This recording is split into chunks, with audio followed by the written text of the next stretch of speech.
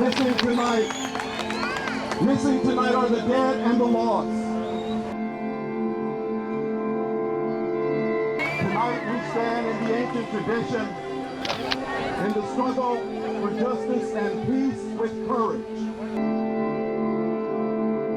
If we're filmmakers and we're commenting on our generation, our life, then that's what matters, you know. Vamos, más rápido, hasta atrás, vamos hasta atrás, rápido, vamos, suban, suban.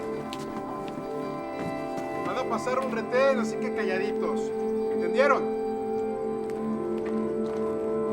En un rato llegan a Houston. And then I ran across a story in the New York Times that was basically a day after the event had occurred in Texas, in Victoria, Texas, where they discovered the truck and the details were still coming out, but basically it told about this horrible incident where these immigrants were trapped inside of this trailer. And I sort of just grabbed onto it and thought this would be an incredibly important story to tell. And I started writing about it. But about 2 or 3 months later, towards the beginning of fall, when we actually had to start thinking about how we were going to make these films, I got cold feet. Because I thought it would just be too big and I wouldn't be able to afford doing it. And I considered doing some other stories and I wrote up some other stuff real quick. But nothing really resonated with me like the story of the immigrants in Victoria did. What are we carrying? Dropped off some milk. Si no más pocas terroristas nos vamos a regresar todos. Pasando el retén y seguro nos abre, ¿me entiendes? ¿Y si no nos abre? Sí, que si nos morimos todos. Nos esperamos hasta Houston, ya estamos aquí, ¿entiendes? Solo hay que mantener la calma, compañeros. You okay? Mira que hay mucho que nosotros que nos regresen hasta más allá de su México, ¿me entiende? Y hay mucho que no morimos en el intento, ¿sí me entiende? Usted sabe lo que es eso. Y si no morimos, no morimos. The best moments really was just, you don't realize till it gone sometimes, you know, it's just that the whole cast, everyone's just feeling the love of what you're trying to do, and everyone's just in there, in the moment, great performances, the camera was right, everything was right, and it was like a well-oiled machine, you know, it was just beautiful when those moments happened, and you knew that was going in the film.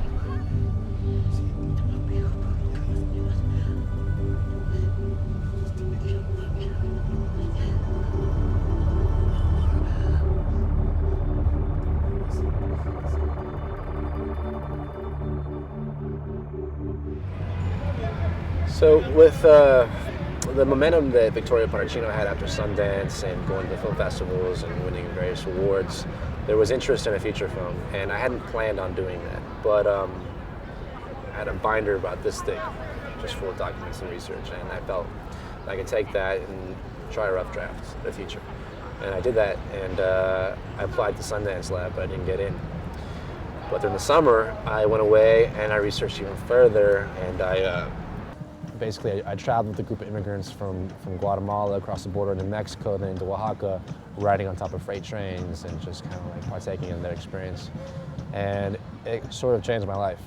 It's a long story, too long to talk about right now, but basically, you know, people die doing this, and on our trip, someone was killed. And it was a life-changing moment for me because the reality of what I told in the short film didn't really make sense to me until I was seeing it with my own eyes. Like what those people went through, what I talked about in my film, however real I tried to make it in that moment didn't become real for me until I was experiencing something similar. And the immigrants that rode with me, when I told them what I was doing, first they thought it was crazy. But then they were just happy that I was there with them, that I was seeing what they were seeing, and that if I had the power to tell this on a feature format and that people would want to watch it, then I should do it. You know, and they wanted me to tell their story. So afterwards, I sort of had a responsibility to finish it. And I got back in the fall of '05, just this last fall, and I wrote a script. I submitted it again to the lab, and I got in. So this January, I just went to the Sundance Screenwriters Lab, and next month I'll be going to the Directors Lab to work on the same scripts. And now Focus has bought it, and we're going to make it into a feature film. We're also collecting 10,000 letters to the U.S. Congress to let them know that the reform needs to be comprehensive, needs to be humane, and needs to have legalization.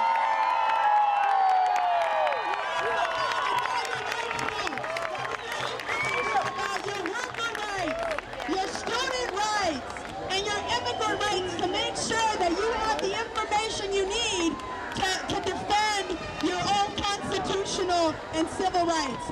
I think that I find immigration a provocative topic because in America, especially a country made up of immigrants, it becomes a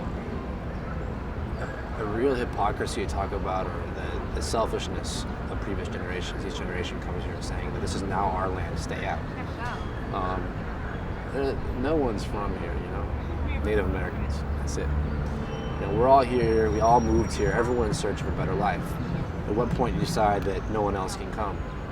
What gives you the right to say that just because you were born here? You didn't have to fight to be here, you know. These are people who don't necessarily even want to stay here. You know, they're not coming here because they want to live in America. They're coming here because this is where the jobs are. Because of the way our economies are set up, they can't live off what they make in their countries, especially in Central America. How are you gonna live when you get 45 lempiras a day and a carton of milk costs 15? You can't live like that. Inflation is ridiculous. And part of the reason things are like that is because of an imbalance of trade between the United States and other countries. And I mean, that's the political side of it. Just straight on the human side, I think that I am drawn to any sort of character that is actively fighting or moving towards bettering themselves, bettering the life, or bettering the lives of their children. I think it's a very, it's something that my grandparents did for my parents, and it's something that all of our ancestors did. I think it's what makes Americans proud, the idea of pioneering. And you know, that's just something that I think I want to talk about, at least for right now.